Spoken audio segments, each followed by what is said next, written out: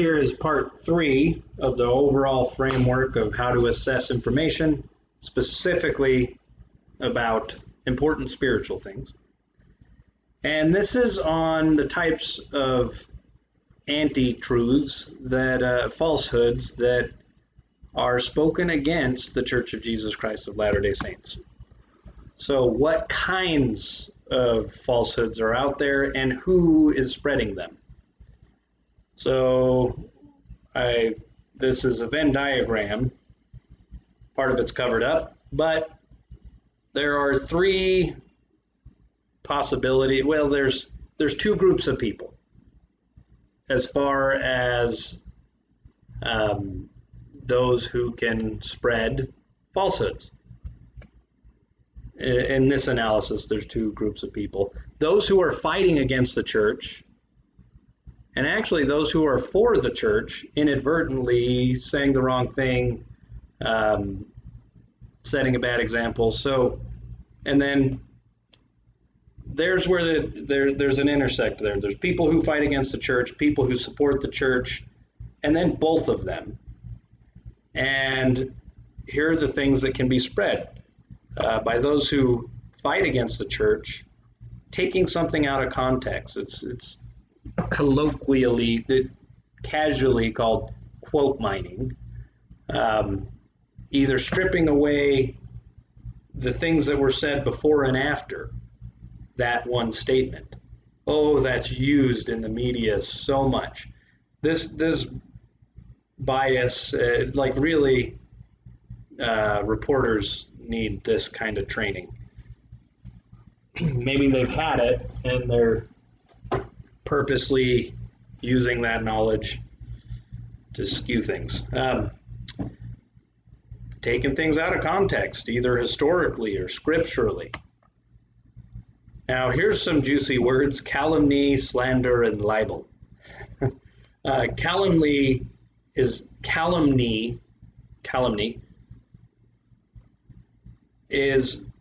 just blatant mudslinging, just saying awful stuff.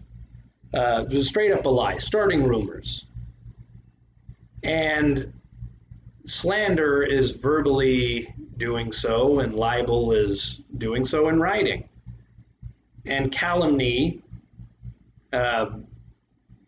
wherever it originates, it can be passed on through ignorance. Oh, I heard this about them. That's why rumors and gossip is a thing, and such a bad thing. It's such a bad thing because first impressions stick. And look how prone we are or that's part of human nature. Not everybody, but it's something that can be in us, that we spread juicy things we heard or mean things we heard, and negative things. Like it's just easier to share than positive things. It's easier to tear down than build up, not only in social reputations, but I've torn down a building before as part of a service project for someone. And I've built things before, and let me tell you, tearing down goes really quick, really quick. You just knock that building right over. And it's a lot of work to pick up the trash, but it takes a lot more work to build something of equal size. So, calumny, slander, and libel, and anti-truths, like someone who isn't versed in seeing the big picture and knowing both sides of the story, they might not be able to judge what is quote mining. Well, that one's pretty easy. Just read before and after and get more information. Or they might not be able to judge what's just an outright falsehood. And so sometimes some silly things that, to me, who has, whether you agree with me or not, who has had more exposure to the full story, I hear something that's just outright nonsense, and it makes me laugh. It doesn't do anything to me. I've got a tree, and it's big enough that weeds aren't going to affect me. I don't want to pull weeds for me. I'm nourishing my tree.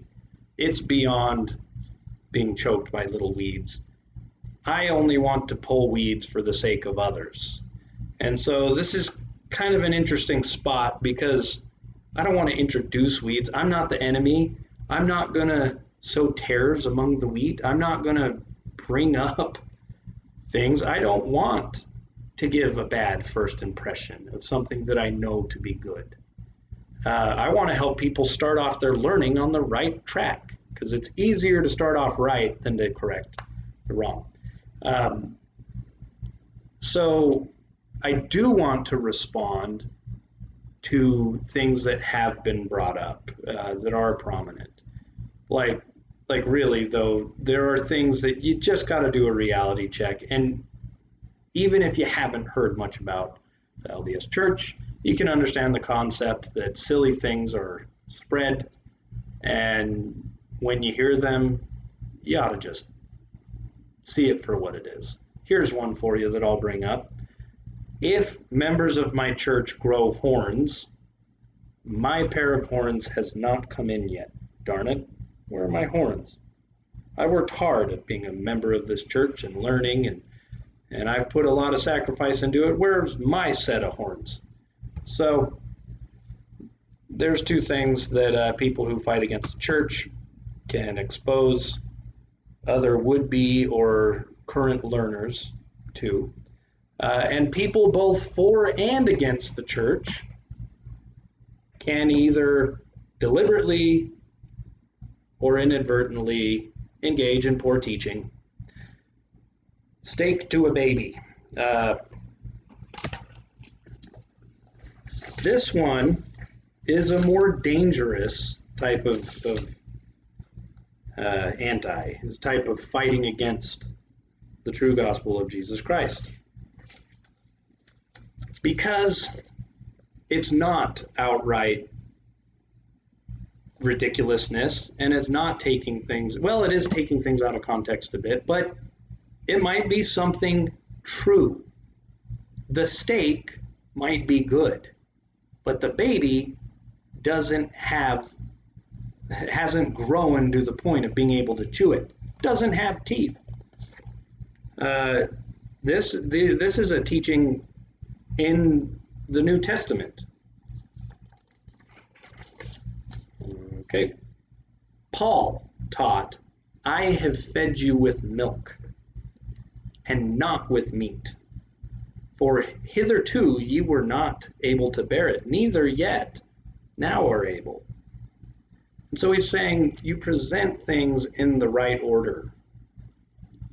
It is a popular tactic to take a doctrine or belief of the Church of Jesus Christ of Latter-day Saints that is deep about our existence, that is sacred, and then to just present it as carelessly and tactlessly as like, that just doesn't do it justice. It's like if I could serve you a beautiful, delicious piece of cake on a silver platter and present it to you, or I can just smash it on your shirt.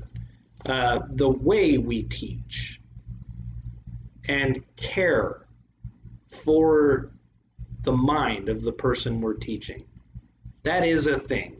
That absolutely is a thing.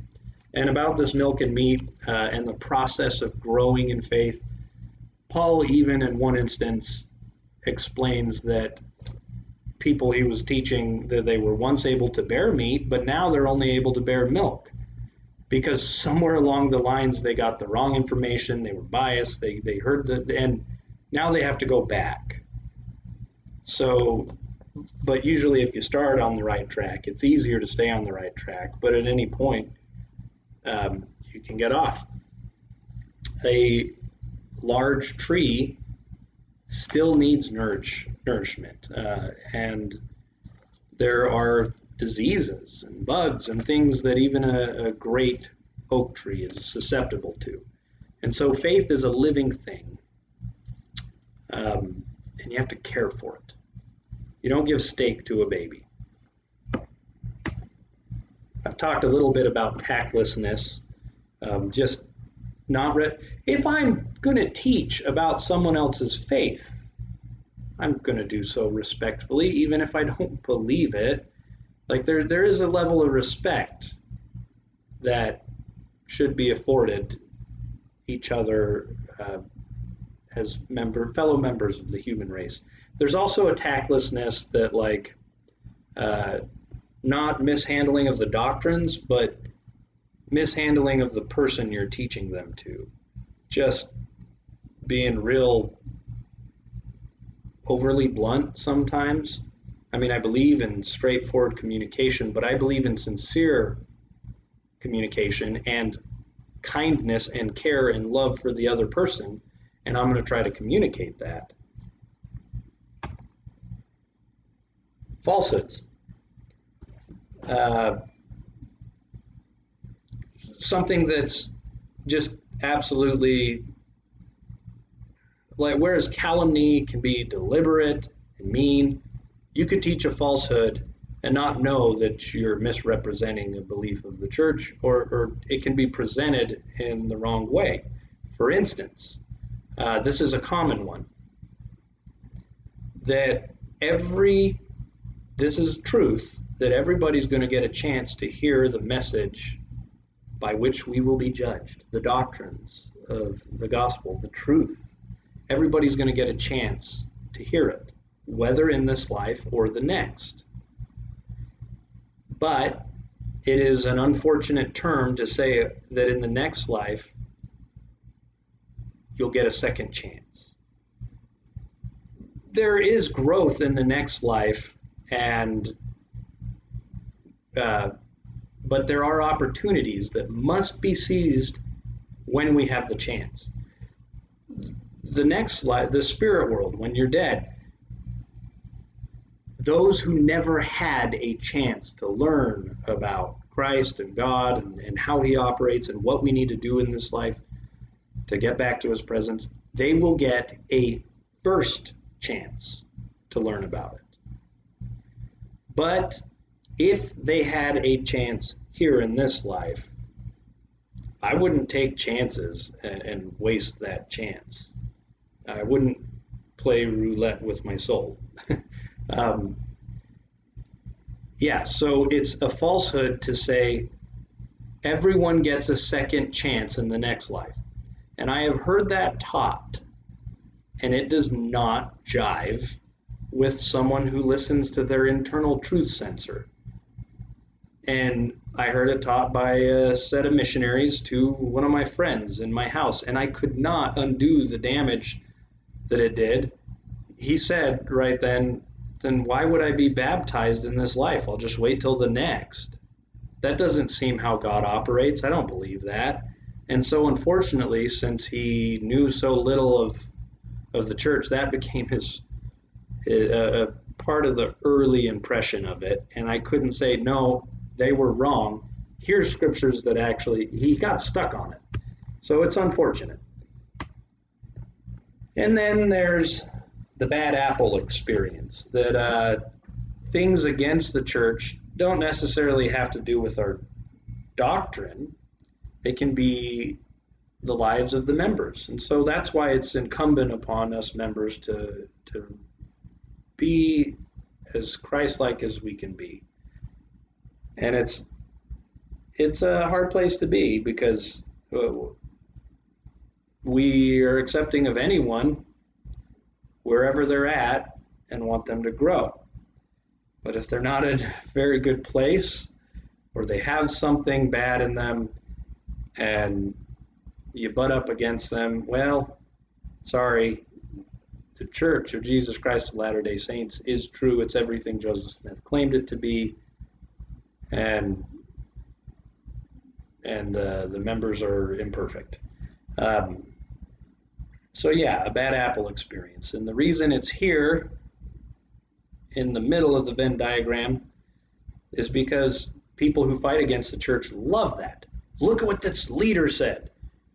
I don't care if everyone in the church up to the prophet, because the prophet will never lead us astray, and the prophet will never defect. That is a promise that has been given in modern times through the prophet, whereas in ancient times there were fallen prophets. But God would remove this church, as part of fulfilling prophecy, will not go into a state of apostasy as did the early Christian church. It is here to stay and meet Christ at his second coming. So it's not going away. If everybody went wonky all the way up to the prophet, I don't care. I still know what's true. And so no matter what bad experience I have, I'm in it for the doctrine. Now, not everybody's there. Not everybody sees things that way or has that type of tree as their experience of faith. But I can at least plead that if you have had a bad experience, no matter how bad, that you consider the church for what it is. I met people on my mission that went through horrible things at the hands of members and even leaders of the church, local leaders. And it wasn't dealt with in the way that it should have been. But it does not reflect upon the truth. It reflects upon those individual people. One person who went through bad experiences hated the church. And I didn't know what to say at that point because I couldn't say, oh, I've had that experience, it's awful. I didn't know what to say. Now I know what to say because a little later I met someone who went through an extremely similar experience, and it's horrible. And I don't even want to give the details of it, but that person stayed true to the church. Guess which one was happier? Guess which one was more grounded and spiritually well and physically well? Because spiritual and physical, the one who stuck with it had a better life, quality of life, and was happier. And so now, no matter how bad of an experience someone has had, if they chomped on a cockroach while eating ice cream, there is ice cream without cockroaches. And there is psychological healing and every kind of healing. And we can have full healing in time if we seek Jesus Christ, whose church is the Church of Jesus Christ of Latter-day Saints. So thanks for listening. Some of these types of anti-doctrines will be addressed in other videos. There's nothing that I have to go under the side of the Venn diagram about people who support the church. There's nothing that supporters of the church have invented against the church deliberately. They wouldn't do that. And there's nothing that could be invented that people who fight against the church haven't already thought of. So again, thank you for listening, and I hope that you seek truth in your life.